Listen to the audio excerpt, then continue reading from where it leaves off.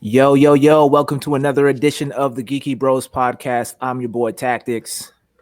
It's your boy Darcy. And this is Big Geek Umar. How are y'all doing today? We're doing good. Doing real good. Nice. So confident. All right, so Umar, I guess we'll get right into it. What's on the agenda for today? We are going through a couple of news that have happened today. Well, actually this week, and I think also last week, in the geeky world. So, let's stick with geeky world. So the first one being, we're going to be discussing the Avatar: The Last Airbender, the creators of the epic animated series, and also that they went on to do Legend of Korra. They left the live action Netflix show that they were preparing. So we'll get into that. We'll also talk about The Boys season 1, basically kind of like do our own mini reviews of it, and then also talk about our hopes for season 2, which should be coming in like 2 weeks or so, 2-3 weeks. And then finally, we'll be discussing the news about the Fresh Prince of Bel-Air remake that's on the horizon. So yeah, that is our that's what we're going to be focusing on today. So let's jump right in and let's start talking about so did you guys hear about the news about the creators for Avatar with Netflix? From you. Mm-hmm. Okay, so for the audience members who have not heard, the two creators who set up Avatar: The Last Airbender, it was their baby. Granted, they had like a lot of other writers come in and like help them with the series. They were kind of like spearheading the show. They then when that was a success, they went on to do Avatar: Legend of Korra, and then like 15 years later, Avatar is still going strong. So especially with Netflix and the pandemic, so Netflix was kind of like, hey, you guys want to do a live action version? And they're like, yeah, sure, we'll do it. So I think for like the last 2 years, they've been working on that. And this week, like I would say like not even 2 days ago, the creators together went online to say, we have severed all ties with the production. We are not taking part anymore with the series. It's going ahead without us. And we wish everybody the best and peace. So what do you guys think of about this new development situation? Tactics, let's start with you. So first and foremost, is it due to creative differences or is it like financial reasons? Like what's the dilemma here? It was creative differences. And so this was similar to what they went through with the movie with M. Night Shyamalan, right? Yeah. So with M. Night Shyamalan's disastrous Last Airbender series, from what we know, is that they actually planned on doing a season 4 of Avatar: The Last Airbender. But they chose not to because they were coming out with a live action movie. So they're like, okay, well, instead of doing one season, why don't we just do like a live action movie? And the creators were originally involved because like M. Night Shyamalan was a big fan, but then they really quickly backed the fuck out. See, I feel like Avatar was kind of wrapped up nicely though. The whole series, like the first series anyway, was pretty much leading up to the big fight between the Fire Lord. And then once we had that, it was kind of like, well, they'd have to revamp and create a whole other story. So I felt like they kind of got the main, like I don't see where they could have gone from there. I'm sure you could have conjured up some other kind of storyline, but like for season 4, they had plans for season 4, actually. Yeah, but I mean, what my point is like, there's some TV series that you start watching and they end so like prematurely, like so abruptly, where it's like you don't even get to see anything concluded. I feel like it wrapped up. It's kind of like the logic I use with Endgame, right? We had this big giant buildup of all these other movies beforehand, and then we got Endgame, which kind of like wrapped everything up in a nice little bow. Yeah, sure, they can create other storylines beyond that, but it was like if they had ended at Endgame, and we're never going to get another superhero type of movie within that universe, then I'm content with that, right? Because I feel like it's all complete. But yeah, sorry, go on. Okay, so like, here's a question. We're going to detract a little bit from the agenda, but here's a question. Do either of you know what season 4, like what the tidbits of like what they were planning to do for season 4 were? No idea. Okay, so you may change your mind. So I agree. I also think that like Avatar ended like perfectly. When I heard that there was going to be a season 4, I was like, well, you know, I'd rather have a disastrous movie than a disastrous season 4. But it turns out the plan was to finish off certain plot threads that they had set up for 3 seasons. Yes, they did the full story, and I'm kind of glad they ended it there if we had a choice. But what they were planning on doing for season 4 was they wanted to focus in on how Zuko and Aang were actually having a really tough time bringing peace to the world, that the Fire Nation was unhappy with no longer being top dogs anymore, that the Earth Kingdom wanted to take more, like they kind of wanted to kick out all the Fire Nation people, and that would have been like a kind of like a like, because the thing is, the Fire Nation, the colonies have been there for almost 100 years, so there would have been a lot of like political aspects there, and Zuko would have been undermined, and Aang would have had a hard time like conversing with him. So there was that element. Also, they were going to do like Zuko and Azula's mom. That was also going to be something that they like, you know, fleshed out also. And finally, they were going to do a redemption arc for Azula, where basically Zuko was going to be to her what Iroh was to Zuko in the first 2 seasons. Yeah, I mean, so for me, it's kind of like, it's like froyo without the toppings. You know, it's like the toppings are obviously going to make everything that much better, but I could still be content with just the froyo itself. You know what I mean? So yeah, I mean, they did leave a lot on the table in terms of where they could take the storyline, like with Azula and like Aang and Zuko's dynamic and their new established friendship and whatnot, and how that kind of carries on throughout the season. But yeah, I guess I'm in a different place than you guys, because you guys watched it while it was like currently airing, and I caught on like much later, right? So Darcy, did you watch while it was airing? Well, I don't know. Tactics spoke for me, so I think we're good. No. When I watched it, am I mic too loud by any chance? You're good. You're good. Okay, cool. So when I watched it, I don't think it was while it was airing, because I'm pretty sure when I got it, it was when it first hit Netflix or something years and years and years ago. I was streaming it online, but I was actually trying to think of that recently. Like, where did I see? I feel like it was on Netflix when Netflix originally came out. Because I remember my friend, like, she saw it and she was like, "Oh, check this thing out," and I just kind of like happened to be at her house that day, and I was like, "Oh," and I started watching it with her, and then I just like caught into it. Yeah. Like, this is back before I moved to Toronto. So like back in like 2008, 9, I think, is like back when I was watching it. About like, yeah, so like a little over, so just after it aired. Yeah, like I feel like it was still like like basically what you just said. But the one thing I wanted to say though, and Umar, I forget the point that you said. What was the last thing about the Uncle Iroh relationship, or someone would be like Uncle Iroh, somebody else? Basically, like Zuko was going to help redeem Azula. Like he was going to prove to her that the only person in her life that loved her was her brother, and like just like Zuko was when he was like lost and like without his honor, Iroh was the only one in the world who actually loved him. He was going to do that for Azula, and she was going to be redeemed by the fact that her brother was sticking by her no matter what. So my problem with this is that the show, for the first 3 seasons, in its general arc, is set up for this big epic event, right? Yeah. All of that stuff that you're talking about for the 4th season is really good content, especially because, you know, like even for someone like John Campea recently said, like he just watched it and he said, like, you know, people warned him the first season was, you know, a little childish, but then it really gets more intense, which is true, right?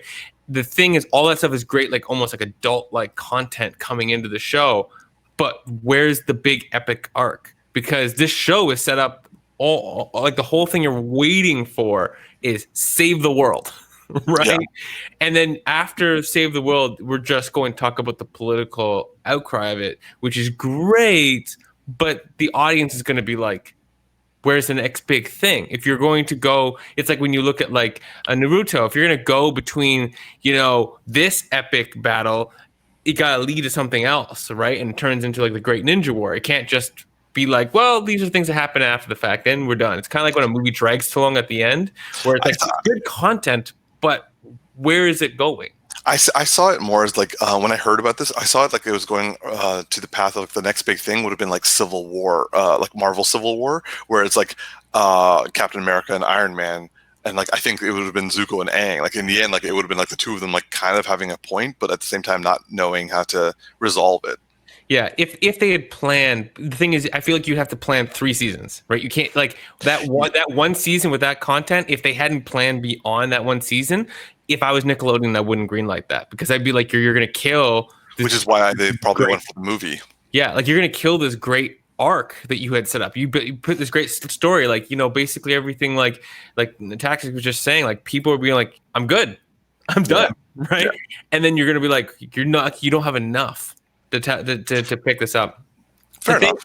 Switching back to the movie though, I watched different stuff recently, since since the announcement, and at first, the initial gut reaction is, okay, so the original creators aren't there. That means it's not going to be good because it's not going to be like the actual like show that we love.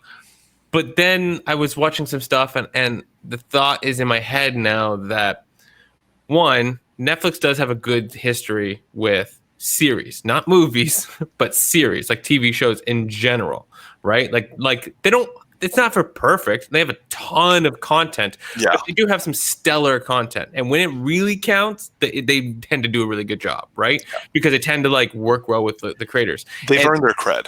They've earned their cred, right? And so, and they're pretty hands-on when it comes to the stuff that matters, right? Even though like you take like Ozark, where it's really in the hands of the creators, but they're still like hands-on with them. The other part to this though is something I didn't quite think until I was like watching some stuff and someone put this thought in my head is like, just because the original creators are like have the love for the original story doesn't mean that they know how to put on a live action show. There's a lot of stuff that like doesn't necessarily directly translate. The one thing that's leading me on a thought is that just because the creators aren't there doesn't mean that it's doomed, right? I think that's a natural thought that we always have. It's that like, whoa, we don't have the creators, so they're not going to get the idea of the story. There's a good chance that they could still get the story right, and what some of the creative differences might not be what the core of Avatar is, but it could be, we really want to tell it this particular way, and people are like, that's not going to jive on live action, and then there's that kind of a conflict that's starting to become like my to be honest, if that is what happened, I'm much more in favor of that. But what I am worried about is that like the creators were talking about very much how they wanted to keep the cultural aspects intact for each of the 4 nations that like were like China, Japan, the indigenous people, and Tibetans, or like if they wanted to like make other races or something involved there too, but nonetheless, but like I do see your point that yes, just because the creators left doesn't mean it's going to be bad, but like if the creators are leaving for creative differences, and this is honestly the first time I've ever heard Netflix has had such a strong stance on the differences between creators, like you said, they have street cred because they've given us some good movies, but they've also given us like we have more shows that like are killing it right now. They've given us some all right movies, a couple of pretty good for Netflix films, but let's not take it that far. Okay, fair. But nonetheless, the shows predominantly they have given like free reign to the creators, which is why I'm a little surprised that like unless the Avatar creators are completely incapable of coming to a compromise, like Netflix must be asking like again, I'm assuming, but it feels odd that Netflix is having such massive creative differences with the creators that they had to leave like in protest. T? Yeah, I don't know. I kind of side on what Darcy said. I think that, you know, just because they're attached to the project doesn't necessarily mean that it's going to succeed. Yeah, you know what I mean? Like, because again, like Darcy was saying, that it's to making a cartoon TV series is vastly different than making an actual live action series, right? There's a lot more moving parts to a live action series than there is with anime, right? Or just sorry to interrupt. Have either of you watched The Last Airbender, by the way? Like the movie? Yeah. But I mean, that's not even a good comparison because M. Night has a terrible track record with all his movies, most of his movies across the board anyway, right? So my point was that, like, you know, I let's just say that I may have PTSD from that movie. Yeah. Well, you guys are like, yeah. No, fair enough. M. Night has like 2 out of 10 kind of a rating. Yeah. like I mean, on average of being like, I like that film. Yeah. I think it's only Split and Unbreakable, to be honest. Oh, and Sixth Sense. Yeah. It's critically acclaimed. But sorry, I interrupted. No, it's all good. So I mean, I'm curious to find out what exactly the creative differences are, but I'm reserving judgment until I actually see the finished project, because it's not like we have an M. Night Shyamalan situation where he's attached and he's going to just totally botch this TV series, right? It still has the potential to be good. And like Darcy was saying, Netflix has a pretty decent track record when it comes to their TV series. I mean, look, we got Daredevil, the Punisher, like those alone were very solid. Umbrella Academy, so many good shows on there right now, right? So they obviously know what they're doing to a certain extent. Movies are debatable, but definitely the TV series are really good. So I mean, I have faith that it's going to at least be decent.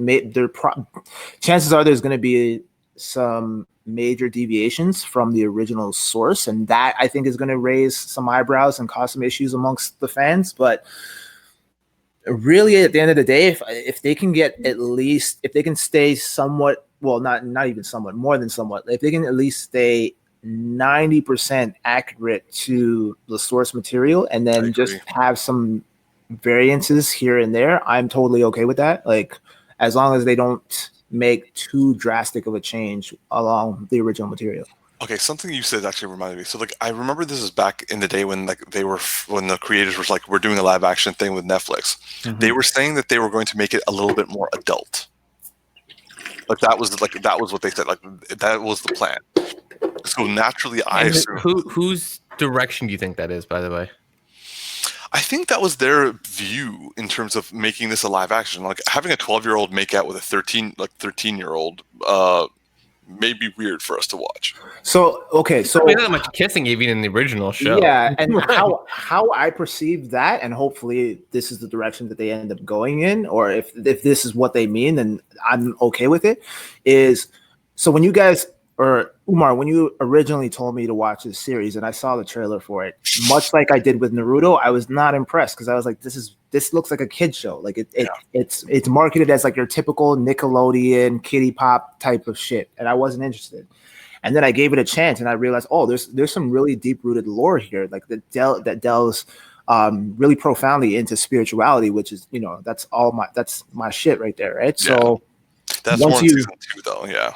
Right. And I think kind of like what Darcy was alluding to with John Campea and his statement, how people pre-warned him about, you know, the first season 1 is very, very much like very campy and a little bit more comical in its satire and stuff. And so once you get past that and more into the lore of the series, you'll start to have a much broader appreciation for it as a whole, which is what my experience was like too, right? Because with the first couple of episodes, I was kind of like, I was so disconnected from it, and it just wasn't resonating with me. And then after a while, it kind of was like, it started to build on me, and then we get a deeper introduction into Iroh and all that stuff, and that's when it started to hit home for me. So I think Iroh's your boy. Oh yeah, 100%. But I think it's not going to be, I feel, or rather my hope is that it's not going to be as catastrophic as M. Night's version, where like there was zero humor in that. They tried to go dark, but then they deviated way too far from the original source material that it was just a pile of dog shit. Whereas this, I think, if they make it a little bit more adult, where it's like they're relying less on the campy, like it's not over the top campy, because I feel like they were in this kind of balance. Battle. Yeah, they're trying to balance the scales in the sense of like, okay, are we trying to make this a kid's show, or are we trying to have this resonate with adults, right? Like where they were trying to, I think the first season they were trying to find their groove, and then they kind of were just like, okay, you know what? I feel like adults and like teenagers are gonna fuck with this a little bit more, so let's kind of like make this a little bit darker, right? And so I think that's kind of what I think they're gonna play around with that element and kind of reduce the amount of campiness. But again, we're dealing with like however old Kang is, like 12, 15, whatever. Like, so there is still, so there is still going to be that childlike innocence, I feel, but it's going to be a lot darker, or not even darker, but just more adult tone. Yeah, like they definitely had like adult dark themes. Like, I mean, the third episode, they discussed genocide. Yeah. I was just like, oh, well, okay, here we go. You know what, though? Like, even though we often call it dark, I don't even feel like it's dark. I just think it's more layered. Adult. Right? It's adult, it's layered, it's mature. Yeah, there's a way of, all those kinds of words kind of combined, but like, it's just, because like, even when they talk about these like dark concepts, I'm like, I never feel like the show is like heavy in comparison to other things. And one thing that you know, going back, like by all means, the point of what my thought is that like the creative differences might be not quite what they seem, right? It's not, I don't think it's going to be like the creative differences between like Star Wars or like right, where it's like, here's a very clear established lore, and then let's just do something else. Like I'm gonna give Netflix credit. One of my favorite shows from Netflix that was early on in the Netflix series. Not everyone has seen it, but it's Sense8, right? I love it because it really pushed limits for me. I'm a big empathetic based person. I like lead a lot with empathy and understanding the other people's cultures and you know, orientations and other types of stuff is really big for me, just to like experience it. And the show put me into a seat where I got to experience a little bit from other people's viewpoint, from their experience a little bit. Yeah. And that was really impactful for me. Netflix invested $9 million per episode. Okay.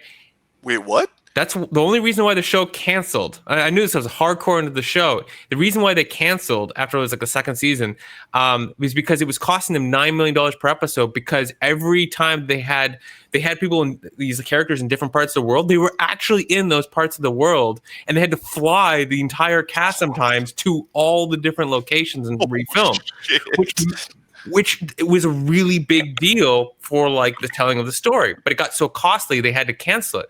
And then when they canceled it, the fan outcry was so big that they went and reshot a film at the end to try to conclude the story, which wasn't like the greatest thing. But what are you going to do if you're going to try to conclude like your final season into like 2 hours, right? Like, and it was more of a like, the fans asked for it, and we will deliver because we don't want to let them down. So that level of like care, even though there is a Netflix formula and it won't be perfect, there's still a level of care that I've seen from their past that I'm like, I feel like they're going to care. Now, my requirements are that I really want to see cultural aspects in Avatar. 100%. I don't want to see no cultural washing. And I'm not even going to say like any specific one. I just want to like, there's a lot of beautiful things to be learned from Inuit culture. There's a lot of beautiful things to be learned from all the different cultures that are in here, and I want to see them so that I learn those things at the same time, you know. And so, what you said about Sense8 actually makes me slightly more hopeful that they will actually do that, because, like, that. I guess ultimately, what this all boils down to is who they get to replace the creators. You know what though? Like, why do they have to replace the creators? I was thinking that too. They need someone to like run the show. No, they don't. every show has like someone who runs the show. Like Netflix themselves don't actually run it. They have like executive producers to run it. So yeah, but they have directors. They don't necessarily need the actual creators of the. No, I'm saying in the sense of like they basically the people who like the creators were running the show. They have left now, so they need to get new people. But when you say running, what role did they play specifically? Because Writing and directing and like also like casting and like they were the ones in charge of the show. Like it was their job. Like they were the managers. So like now that the managers have left, they need to get new managers so that like because like right now they need someone to be in charge of the show. They need a boss of the show.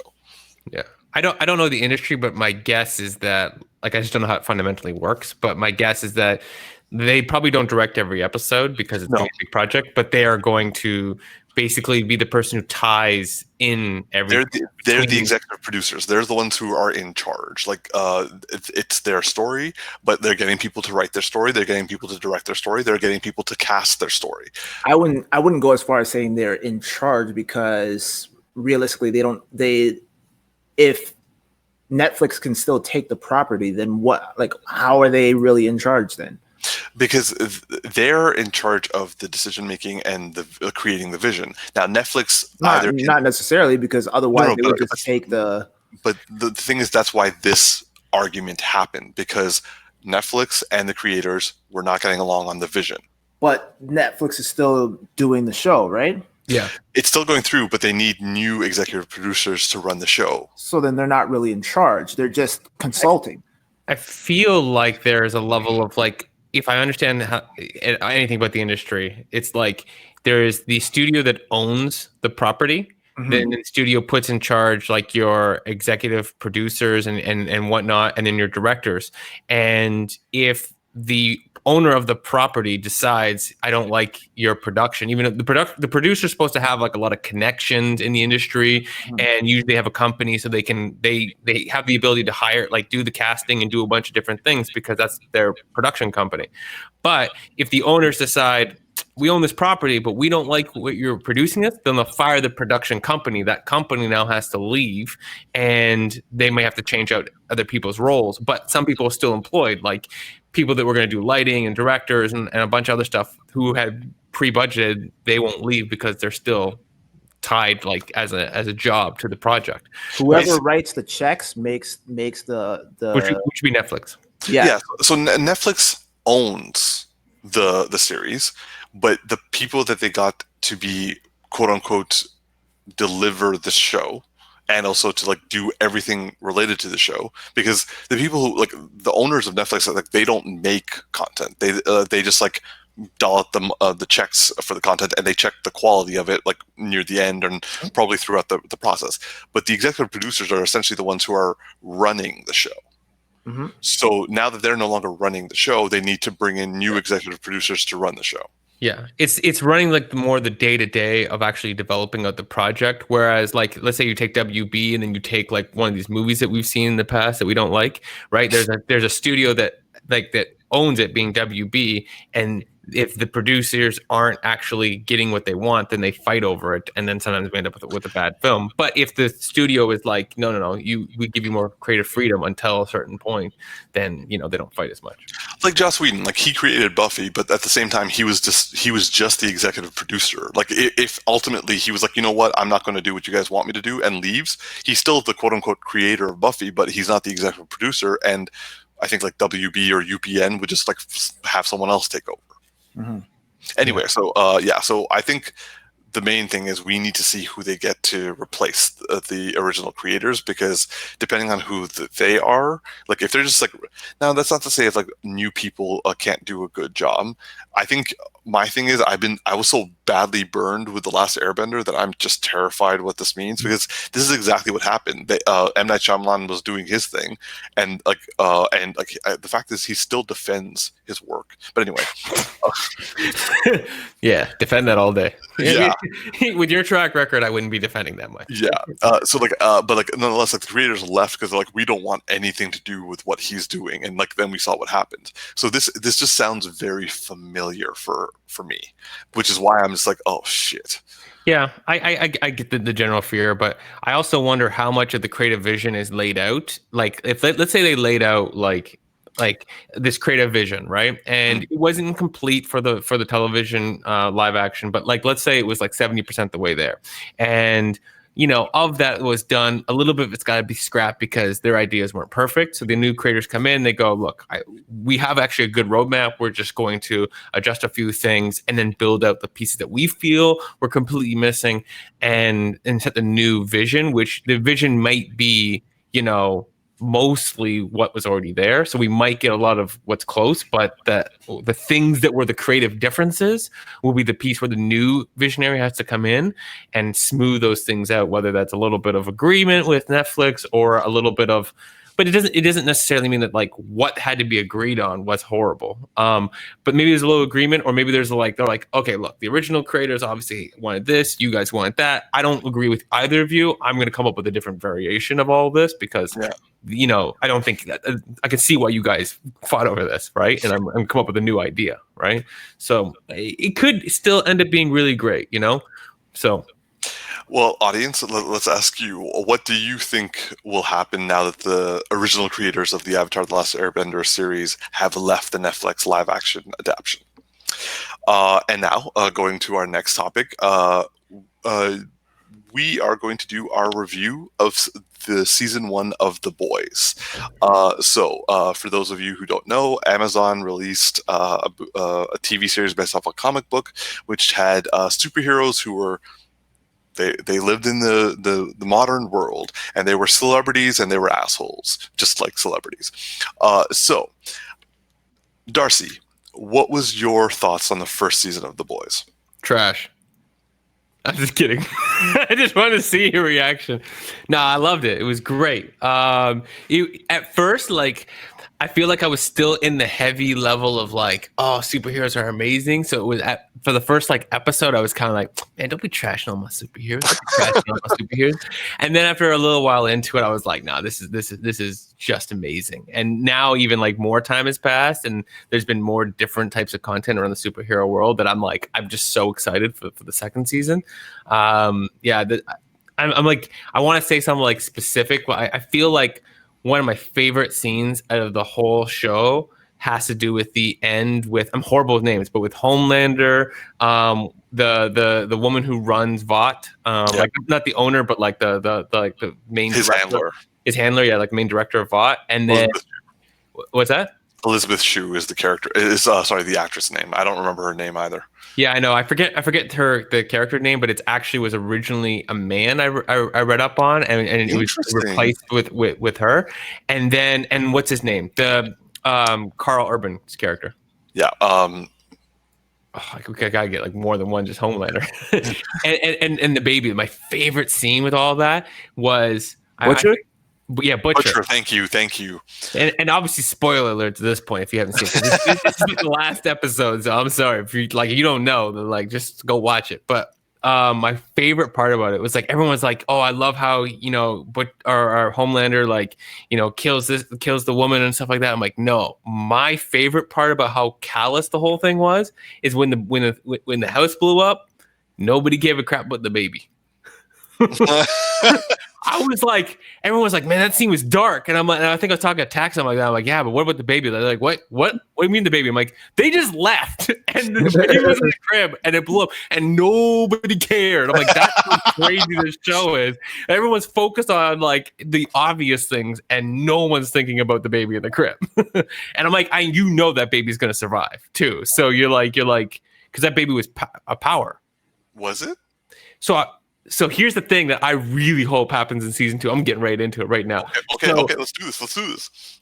So they went to that lab and they found out midway through that how they're growing them. I think that the baby she was taking care of was a superpowered baby, which is, I think she was similar to how a different way of bringing up a Homelander.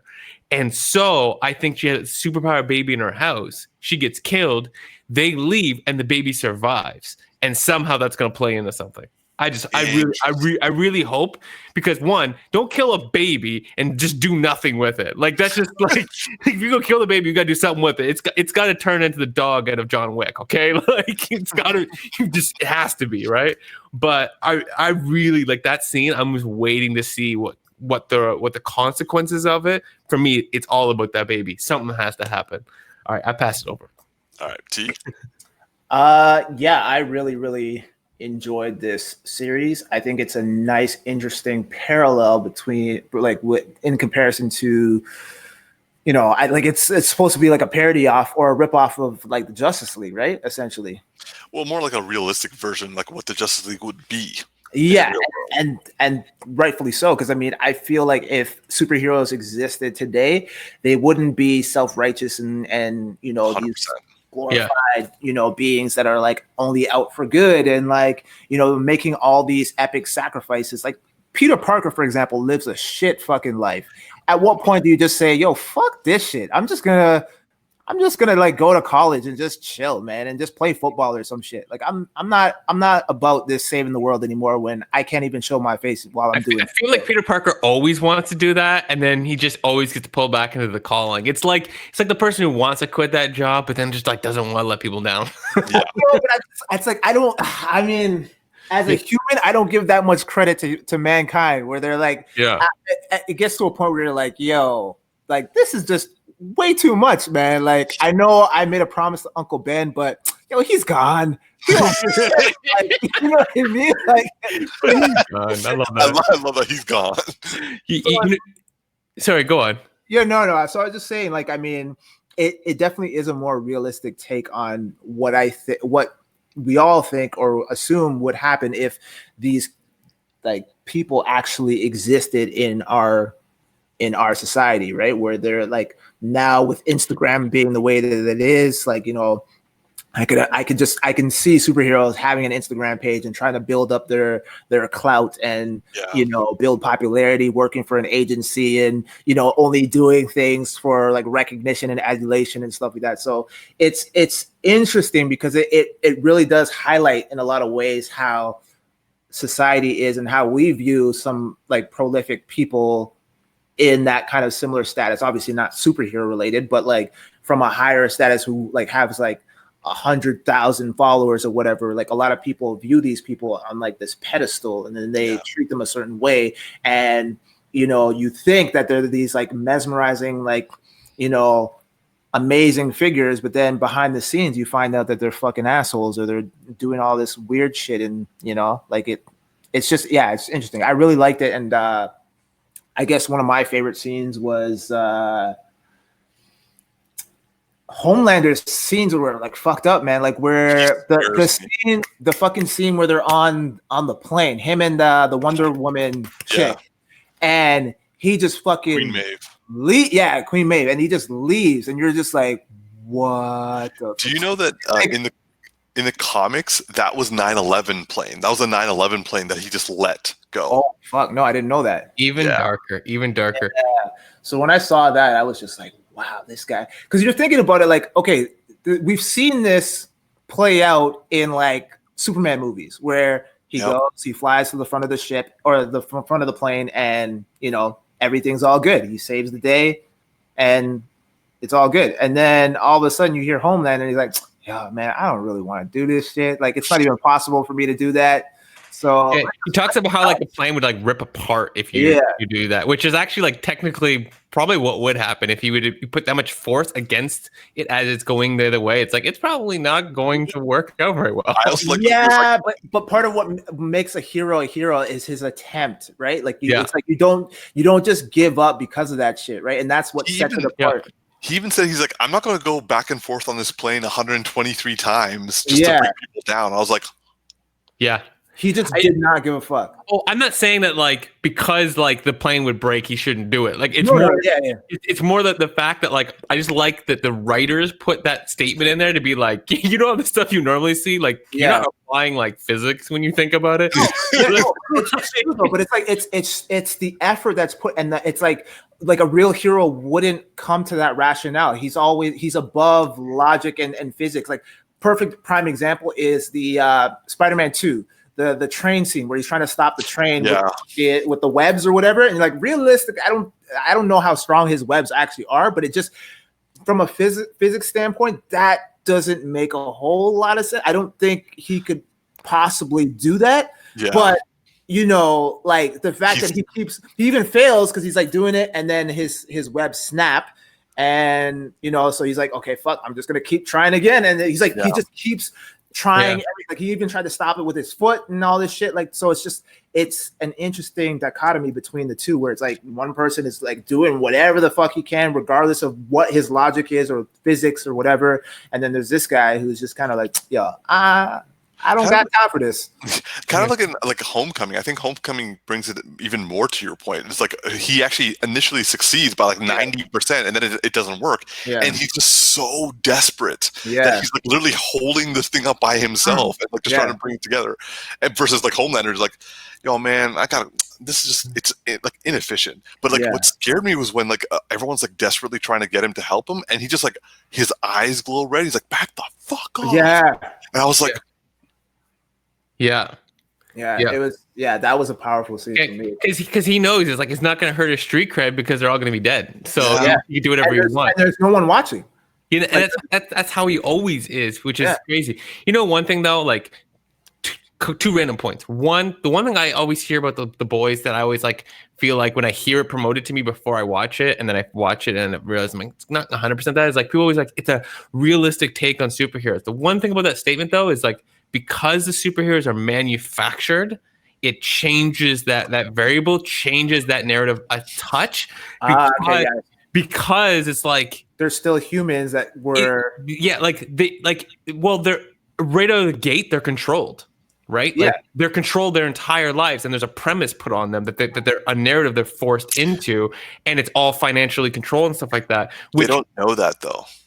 Some of them do, and some of them don't. But there's like a system that's kind of set up, right? It's kind of like the only ones who know are the people who are like Homelander and I think what's his name, the Speed guy, because those are the ones who knew about Compound V. Everyone else, and like obviously the people like the higher ups, they know about the fact that they're manufacturing, but like predominantly everyone just assumes that like they don't know why they're the main female girl, Queen Maeve.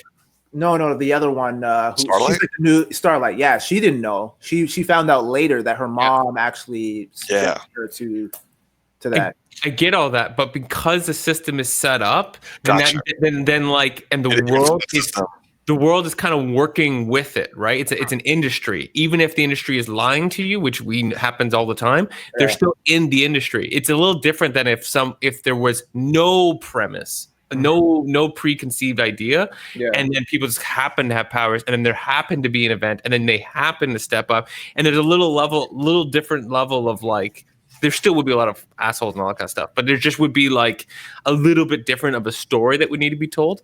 That's just one thing I have to get out there. And two, the other thing is, the one thing I think about though is like when it comes to Homelander and Superman and the idea of like that plane, it's like, you can't sit in front of it, but you could probably fly underneath it and just like over time gradually slow it down. Like you might have to fly for a while, but you should probably slow that thing down. So for me, sorry, T, go on. Oh, sorry, I was just gonna say one more thing in terms of my hopes. I can't reveal it because then it would spoil it for you guys, but there is something that I accidentally read ahead. I read it. You read it? I accidentally Googled a character because I was like, I think you know who I'm talking about then. Yeah. And I think they're actually going to do that because they dropped a subtle hint with Homelander when Homelander was having the meeting, and he was like basically chastising every character except for that one person. He was like, except you, except Midnight. Or whatever, Black Noir or something like that. Yeah. Let's just say that we've always done like a spoiler warning, so we've given our spoiler warning, and I'm prepared to be spoiled. So you don't want to be spoiled, or because I'm mad that I spoiled it for myself. I was like, fuck, no, I didn't want to know that. It's too good, even though it's still too too good, and I wish I didn't see it. I'm still excited to see it, and I know that they're gonna change it a bit. So I'm excited. I think they're gonna do it, bro. I think they're gonna do it. But tactics, I gotta say this. I won't spoil anything. But the reason I accidentally spoiled it is I was like, I saw something in the trailer, and I was like, oh, that character's costume is cool. I want to Google what it looks like in the comic, because sometimes like they look different. Like me, bro. I Googled it, and then I saw a picture, and I was like, oh, what is that? And then I was like, oh. Yeah.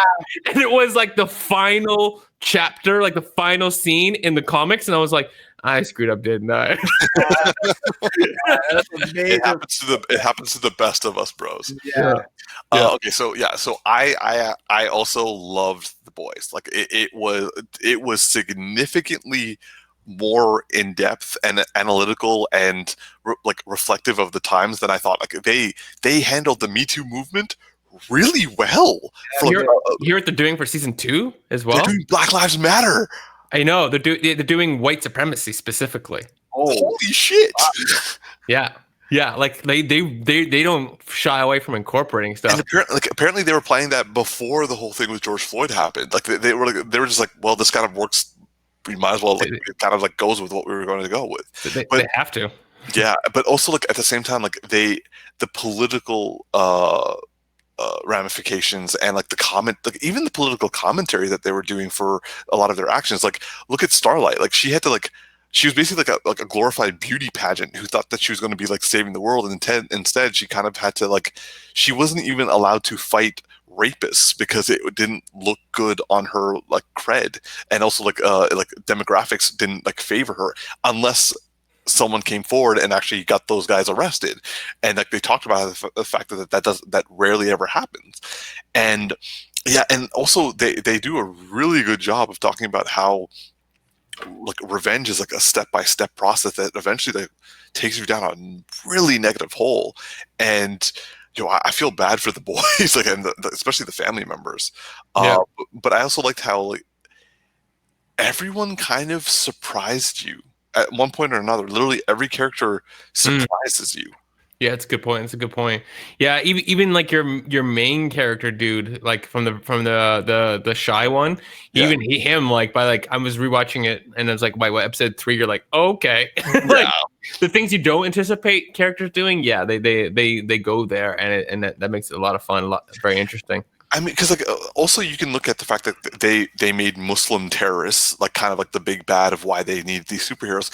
But if you look at that, it's like, oh, Americans went over and like fucked stuff up in that country, and then like left things that eventually caused them to become wanting to like go back against the Americans, which is kind of doesn't sound familiar. Exactly. And like I'm like, holy shit! Like people are like, oh well, they need superheroes now because like the terrorists. I'm like, yeah, they literally created the terrorists. Yeah, which is a real parallel to reality, and they also sell guns to terrorists too. Like they sell the guns to the country that they're like, we gotta go fight them, but we're also gonna make profit off of them while we fight them.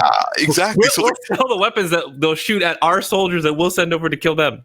Exactly. And then I've always like Tactics and I, practically all of us have had the discussion about Batman versus Superman. Like, which one do we prefer? Which one's more lame? All that sort of stuff. Homelander actually makes you realize that Superman, like, because like in comics when people are like, oh, we're scared of Superman, I'm like, guys, why are you scared of Superman and Superman? But Homelander actually makes me feel the fear of a Superman type person and like what that means. Yeah, it's kind of like did you guys ever see Brightburn? Yeah, I haven't seen that. Oh man, that kid is fucked up, man. He's like the offspring of he's like the offspring of Homelander, man. Like he's serious, man.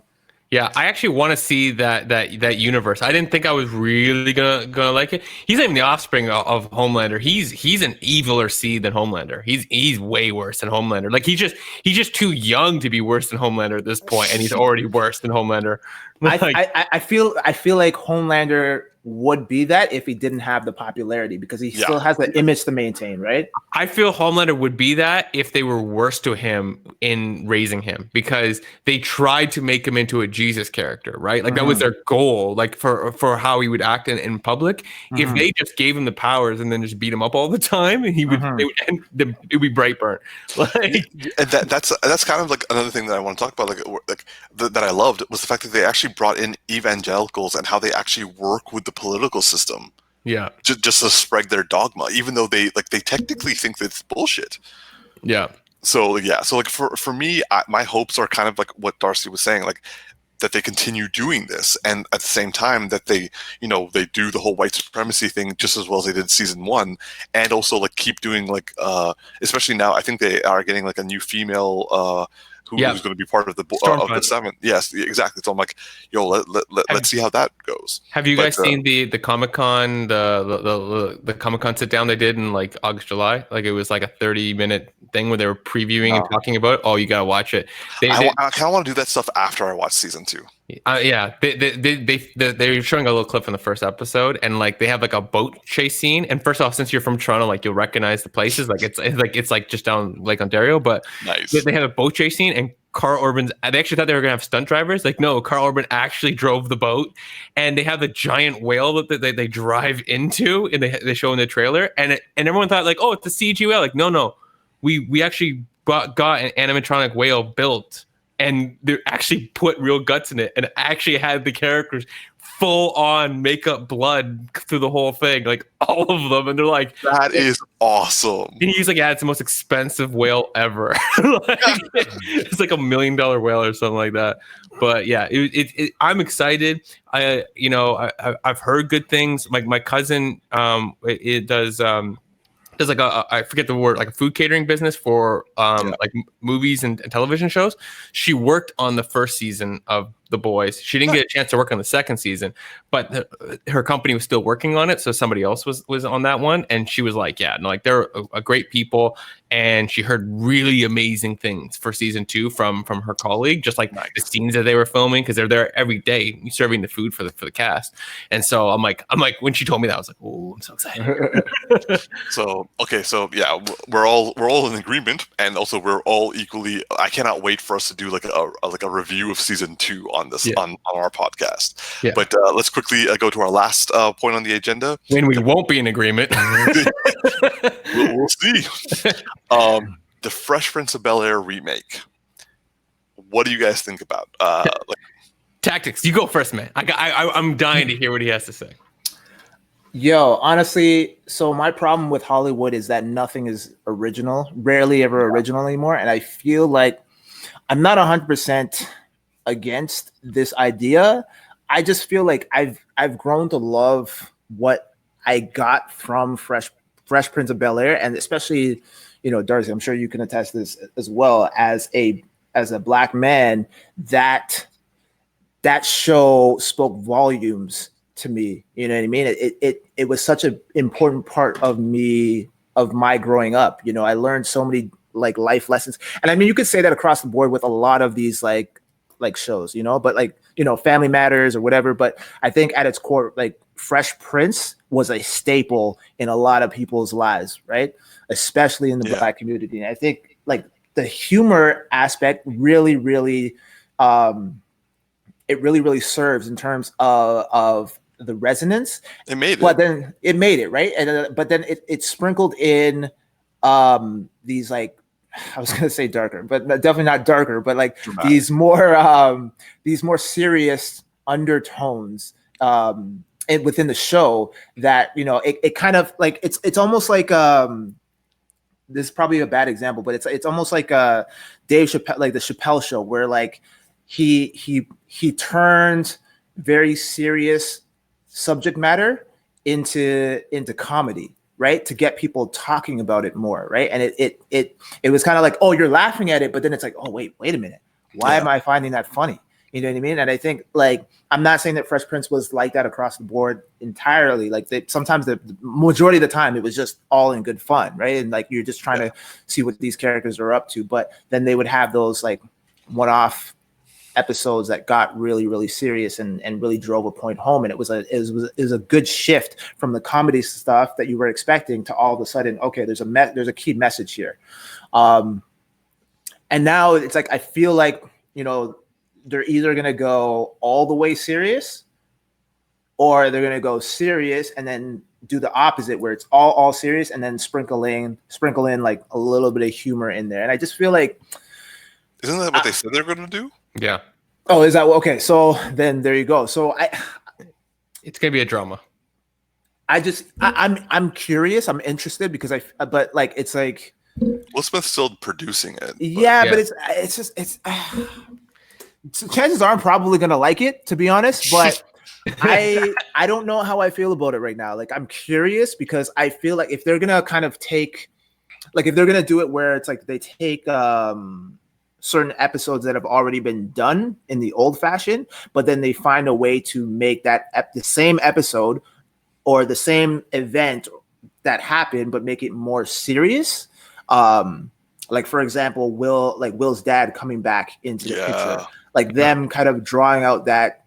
You know what I mean? But then now you're going to be comparing it because the part of that, the reason why that scene was so powerful is because for the most part, we were expecting a comedy out of that TV series. And then when they flipped the script and then they made that serious, it's like, it tugs on your heartstrings because it's like, we rarely ever see Will Smith like that. And for one, it showed that he had acting chops. And then two, it was like a powerful thing, especially in the Black community where like father figures aren't typically prevalent in young Black males' lives, right? So it strikes a chord on in that aspect, right? But we also weren't expecting that of Uncle Phil. Uncle Phil always kind of like ragged on Will Smith, but like on Will. But like this time, he was the dad. He was the dad for him. Yeah. So oddly enough, I feel like there's here's the thing, because it was a comedy, but then the serious scenes were so impactful and so powerful. It has some shoes. It's got some big shoes to fill. Not on a comedy standpoint, because obviously they're going in a dramatic direction, but just the drama itself. It's like, you know what I mean? Like, even though there wasn't a lot of dramatic stuff in Fresh Prince, the original, like the ones that were really serious and really dramatic are like, they speak so much volume, and so it's like.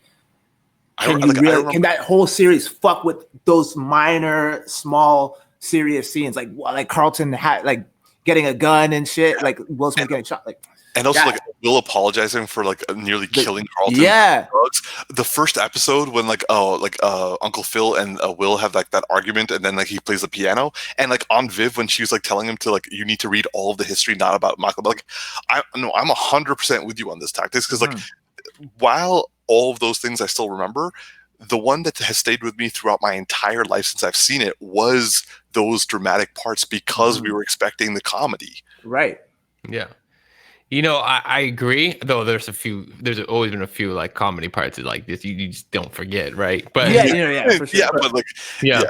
But go on, in the drama, right? Like obviously, like the one that Tactics called out, the father situation was always the number one for me. To this day, that scene still makes me cry because it draws parallels in my own personal life. But here's the thing. So I've had a conversation with my sister about this, right? Because my little sister, who's like much younger than me, like we're like over a decade apart. So we watched a lot of these shows and like the 90s shows and stuff like that. And she kind of watched them later and fell in love with a lot of them. And so, you know, we were talking about like shows that could be remade, right? And so like a lot of these 90s shows are all around the same time. You have like Full House turned into Fuller House, but that was like a straight like continuation type show. Then you have like Family Matters and like you know, Save the Last Bell and like a bunch of other shows that even Friends, they were like you can't extend them and you can't remake them because too much of what makes them at their core is like, if you look at like Friends, at its core, it's just a bunch of friends hanging out, have a good time in a big city, right? Which we saw that How I Met Your Mother, right? Like, so you can keep reinventing it, but like it's just like you can't remake it. They tried doing spin-offs, like Saved by the Bell did a couple of spin-offs. Yeah, but Friends, they had the Joey Show or whatever. They struggle because like, you know, like especially if you take a 90s one, you struggle to remake them if the core of what made the show good is the campiness. But the thing at the core of Fresh Prince is that there is a campy aspect to it, but there is humor that extends well beyond, and there is a core to it that extends well beyond, which is why it's one of the most beloved shows. And first off, did you guys see the trailer that was made by that started this whole idea? Because I feel like the way okay, so the original reason why this idea even came out was not because this isn't because of some like studio that came up with this idea. I'm sure they've been hit up. Will's been hit up by studios for decades about this stuff, and he's like, no. No doubt. What happened is that some young black creators came up with and made their own little like trailer for the concept of the show. It was just like a fan concept for a dramatic version of the show that they wanted to, I think, like build their portfolio. And I think they honestly had this idea in their head of like all these parallels about coming up in Philly in the ghetto and then moving to LA, and that transition and going from like poor to riches as a black person, and that dichotomy of a life shift and the troubles that would bring out in reality was actually a strong concept that they wanted to talk about. So they filmed it, they put it on the internet, and Will Smith saw it and was like really impressed with it. And he said originally, like, man, I actually kind of want to turn this into something. And apparently they've been talking behind the scenes because I think he was it sat with him so much. He's like, I actually do think we should make this. The thing I like about it is that, and I'm just, because I'm an optimist, as you guys can tell, I tend to like favor on the side of like, I'm hopeful, is that, that the core of what it talks about is relevant now. And a lot of the things that made the show originally good about the original character of the Will Smith character, the Fresh Prince character, is that in and of himself, he was very real. I talked to my sister about this, and I'll message her. I'm like, you know, the things that I pick up on these small nuances of Will's character where everybody else was really acting, but Will was being himself a bit, and it works so well because he had a phrase once in an episode where he was just like talking to like Uncle Phil, and he was like, "Yeah, bet," and he just like said that, and I was like, there is no way in the 90s that some like white comedian dude's gonna write just the word "bet" into the script. There is a level of like how people actually talk that they would never have captured that worked really, really well.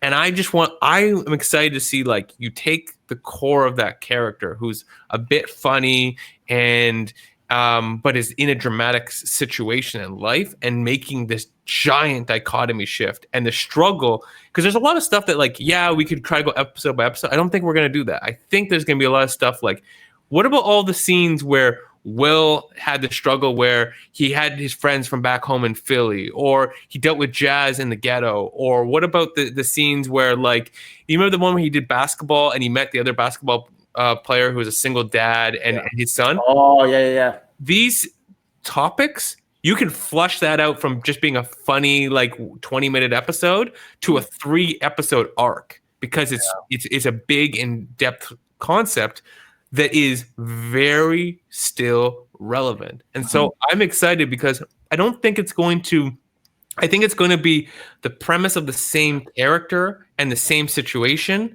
but it's going to be a completely different universe in how it comes out. And if it comes out well, we're going to love it because it's going to be two completely different things, but we're just know that they're coming from the same core basis. I just don't think it's going to map in such a way that we're going to be like A, B all the way. We're going to be like, oh, like if it turns out well, we're going to be like, it's amazing that we got two completely different variations of the same thing.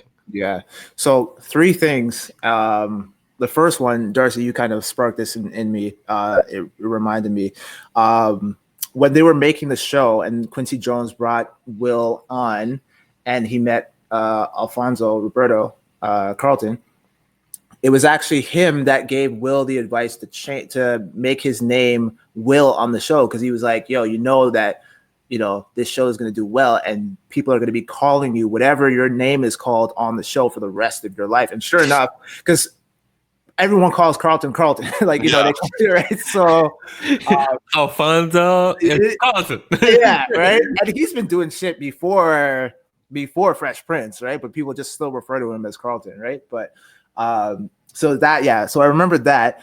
Number two, I totally agree with you in the relevancy in terms of it being very timely, and that's why I'm a little bit more open to it. I would, I'm definitely going to watch it because I'm curious, right? We're all going to watch it. Yeah, and I would, like, so, we were just talking about the episode with the dad.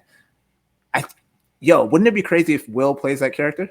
I actually was thinking that when you were talking. That I think would be like, I think that needs to happen. Either that or maybe, well, no, obviously, maybe I was gonna say Uncle Phil, but I don't think he would want to do that. The thing is, like, he has so much love for James Avery, he wouldn't ever want to replace him. Yeah, and that's a bigger commitment. Yeah, right? So I don't think he'd be able to do something like that. But also, I hope they don't call it Fresh Prince of Bel-Air. I think they should just simplify it and just call it Bel-Air or something else. Yeah, something along those lines.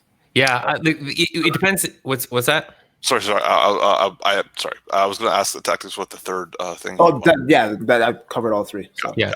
I was going to say, if you're going to shorten it, I feel like it's going to be one of two things.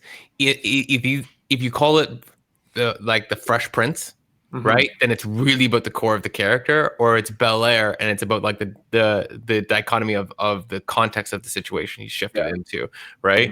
Mm-hmm. For me, I kind of want to tonally, not from all of the episodes because the show's all over the place in good ways, but I feel like I kind of tonally want it to feel like fresh LA, but done stylistically a touch like Atlanta. I don't mean like in the metaphysical crazy depth part, but in the like real aspects of Atlanta, where like one of my favorite things about Atlanta is like how they do two conversations at the same time. Right? Yeah, how so much of the point they had the one where like they had the two guys talking camera and two guys sitting on a couch side, and they're just like, you can totally, if you're listening, you can totally hear them figuring out their like chicken order from the whole conversation. Like I love that. I had to like rewatch a scene to hear both the conversations. I'm like, I gotta hear the chicken order. Where is this chicken joint, by the way? In terms of the stylistic tone of the show, I got that Atlanta vibe from the trailer that we saw. Like I know that's not the actual legit trailer, but what the fan made thing, it was very reminiscent of the feel of Atlanta. In the real aspect of it, because the thing that's great about Atlanta is at times it almost feels like when you get those gritty crime documentaries where you feel like the person's there and they just and they don't have the greatest cameras, but they film it and you get that kind of graininess to it, and it's very like grounded. But then you take that and you with somebody who actually has cinematography level skills, like crazy level cinematography skills, but then still almost somehow shoots it like they're low budget at the same time. Yeah. And the thing that you want to feel is that you don't want to feel like you're seeing Will's transition between these two worlds and it's like perfect. You want it to feel grounded, and I think there's so much that could be a great, amazing story. And I'm excited because if it's those creators, and actually I saw the title was the creators from the trailer, so it's those creators. It's a great story and a great opportunity as well, because it's coming from that like from like that bottom position, right, where people are creating their own thing, and then someone from like the highest echelon is coming in and being like, I like this, I'm gonna back this. And the thing that also makes it great is that because Will's gonna executive produce it, right, like who else from the entire show of the Fresh Prince is going to have a good understanding of the core of that show, right? Like, I mean, yes, arguably there's other people and all that kind of stuff, but I mean, like, if anyone's going to back this show, I'm super excited that it's Will and not a studio. You know what I mean? Like, I look forward to seeing the original cast making their cameos. Yes. That'd be nice. Yeah. Yeah, in just like totally random characters, and also on one more note, on the concept of, I think I had this conversation with somebody in the past, like my sister or something, but like, if Will Smith were to ever play an Uncle Phil role, the only way I would ever have wanted that to happen is if they'd found a way to continue the Fresh Prince, like years later, reboot it, and it was still the same show, and he ended up in the same situation. He's still Will Smith, but he ended up reversed roles into an Uncle Phil role, like he's helping out somebody or it's his own child as the character. Yeah. And like that's the only way I could ever see him playing an Uncle Phil role. He'd never play Uncle Phil, and I don't know, he wouldn't want to step into Avery's shoes. You want to find somebody else who brings a life into that the Uncle Phil role. But yeah, it's the only way I'd ever see him play an Uncle Phil role is where, and he could totally do that in this show too. It's like where he's mentoring and he's taking the essence of that and appreciating that in his character, but it's not the same name and it's not the same story and it's not the same, responsibilities. So to the audience, I then ask you, what are your thoughts on the Fresh Prince remake and them making it a dramatic version in the modern age? And thank you all. I think that wraps up our podcast for today. Yes, it does. I want to thank you guys all for watching. This has been another edition of the Geeky Bros podcast. I'm your boy Tactics. It's your boy Darcy. And this is Big Geek Umar. Live long and prosper, y'all, and like and subscribe.